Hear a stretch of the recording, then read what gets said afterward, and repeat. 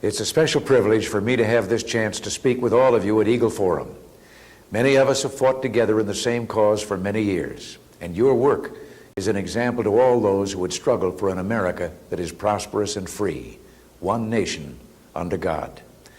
I owe a special debt of thanks to Phyllis and to all of you for your support of this administration's economic policies that are now promoting economic growth by cutting the growth of spending and taxes and getting government out of the way of the energy and creativity of our greatest natural resource, the American people.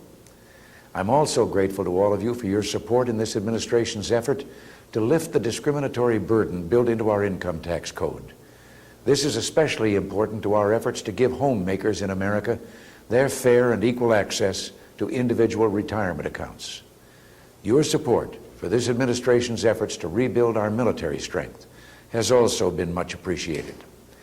I know of your enthusiasm for the challenge I issued to our scientists and engineers to research a defensive system to intercept strategic ballistic missiles before they reach our own soil, so that our children might see the day when they can live without the fear of nuclear war hanging immediately over their heads. I have faith in America, and I know you do too. Our great can-do nation, which sent a man to the moon, can surely figure out a better strategy for national security than simply the threat to an aggressor of assured U.S. retaliation. In my second administration, we hope to bury forever the ideology of despair and instead build a foundation of hope and survival in the nuclear age.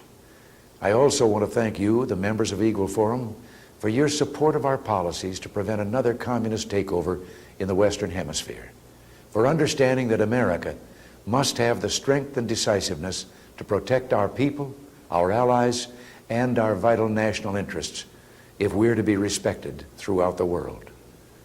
On the matter of education, the members of Eagle Forum understand that federal money is not the solution to our problems. So I'm happy to tell you today that new regulations to enforce the Protection of Pupil Rights Amendment, sometimes called the Hatch Amendment, have been completed by the Department of Education and were published in the Federal Register on September 6th. Like you, I believe that parents' rights in education must be respected. Finally, I'm grateful to the members of Eagle Forum for your stalwart stand for the sanctity of human life and for the right of children to address their Creator even in public schools and buildings. Under the leadership of Phyllis Schlafly, Eagle Forum has set a high standard for volunteer participation in the political and legislative process and in communicating ideas through the media. You know that the future direction of our nation depends on which candidates we elect to office this November.